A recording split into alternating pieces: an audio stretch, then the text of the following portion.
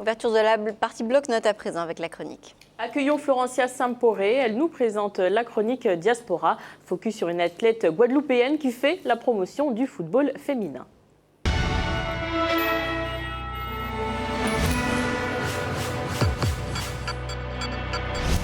Bienvenue Florencia. Merci, bonsoir. Avant de commencer, est-ce que vous pensez que la femme pourrait être l'avenir du football ? Elle en passe de le devenir en tout cas. Pourquoi pas? Eh bien, pour Maggie Nestoré-Antano, athlète de haut niveau et guadeloupéenne, c'est une hypothèse aussi sérieuse.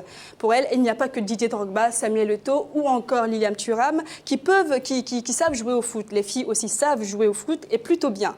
Et pour se faire entendre, elle a publié un ouvrage, Football féminin, la femme et l'avenir du football. Je vous propose de l'écouter.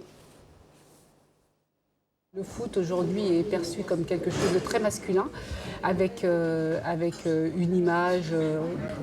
Quand on parle de football, en fait, la première image qui vient aux gens est forcément masculine. Et nous, on voudrait montrer qu'il y a des femmes qui jouent au football et qu'elles véhiculent des valeurs qui sont complètement différentes de celles véhiculées par le football masculin et qu'elles sont une source d'avenir pour le foot, mais aussi pour la société. Et comment la diaspora s'y prend-elle pour faire la promotion du football féminin?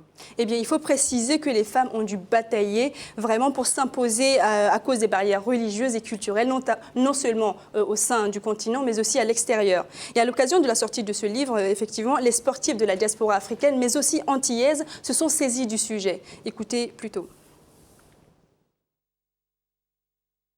C'est un livre, je pense, qui est très important pour comprendre les choses. Parce qu'effectivement, nous avons tendance, chacun de nous, à être dans un mouvement qui paraît tout à fait naturel, un mouvement qui n'est pas pensé dans notre façon de vivre tous les jours. Ce livre-là nous permet de peut-être nous arrêter et de commencer à réfléchir et à se poser des questions. Quels sont mes propres préjugés vis-à-vis des femmes ? Et donc, si vous commencez à vous poser la question, eh bien déjà, vous faites partie des gens qui vont pouvoir intervenir positivement dans le changement.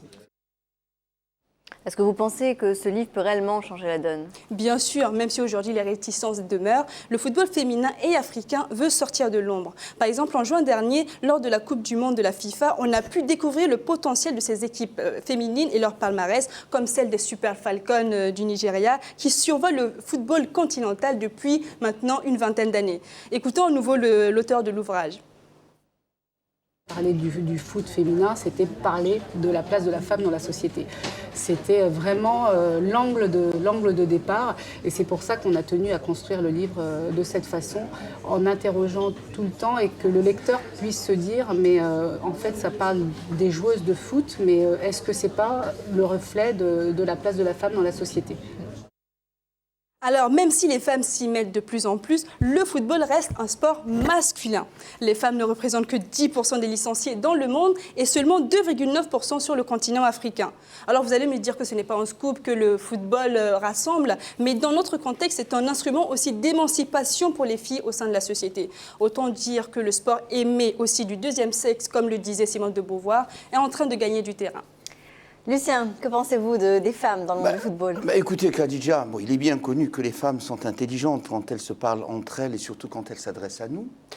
Et donc, lorsqu'elles dessinent effectivement un chemin qui est peut-être difficile à atteindre, mais le chemin est dessiné, et je pense qu'il faut l'encourager et qu'elles ont beaucoup à nous apprendre, justement parce qu'elles sont intelligentes. Est-ce que vous regardez un petit peu le football féminin? Oui, bien sûr. Il y a une équipe en France, l'équipe de Lyon, qui est une équipe de football féminin, qui a de très très très bons résultats.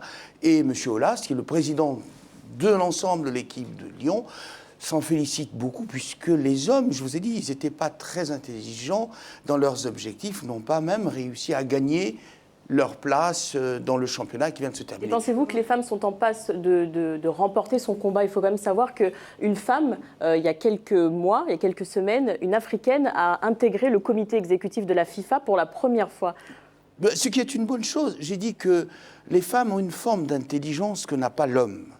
Et c'est en cela que nous sommes complémentaires, et c'est en cela que cette intelligence est indispensable pour faire, comme a dit, c'est pas vrai, de faire marcher Florencia, de faire marcher la société vers le bonheur. Vous savez, Khadija, c'est la vie finalement. C'est à la fois tout et rien. C'est dans cette situation un peu difficile, football féminin qui a du mal à émerger, qu'on va construire l'avenir et donc avoir des bons moments. On passe à une autre information sportive à présent, elle est ivoirienne. François Zawi, nommé sélectionneur des Éléphantos. Il s'agit des joueurs espoirs de la sélection ivoirienne. Principal objectif du nouveau coach, une qualification pour les Jeux Olympiques de 2016.